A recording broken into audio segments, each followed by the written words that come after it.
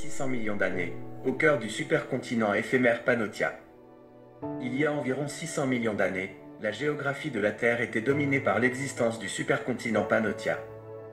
Formé à partir des fragments dispersés de l'ancien supercontinent Rodinia, Pannotia fut une configuration continentale de durée relativement courte.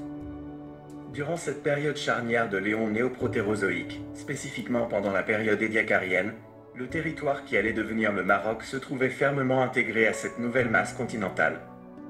Le Maroc actuel correspond à une partie stable et ancienne du craton ouest africain.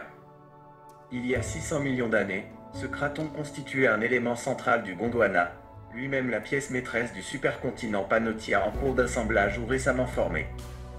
L'assemblage de Pannotia, souvent associé à la vaste chaîne de montagnes de l'orogenèse panafricaine, a vu la collision de plusieurs cratons majeurs. À cette époque, le craton ouest africain occupait une position clé au sein de Pannotia, généralement représenté comme étant situé à proximité d'autres cratons qui formeraient plus tard des parties de l'Afrique, de l'Amérique du Sud, de l'Inde, de l'Australie et de l'Antarctique au sein du Gondwana.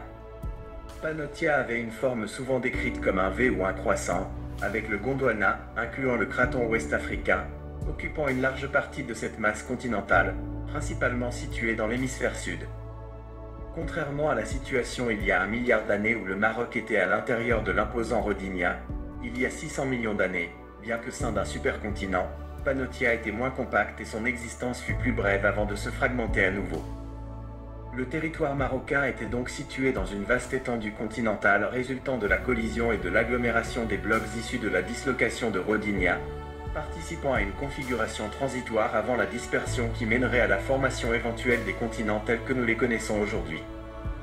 L'orogenèse panafricaine, dont les traces sont visibles dans les roches du Maroc, témoigne des intenses déformations et collisions qui ont eu lieu à cette époque pour former Pannotia.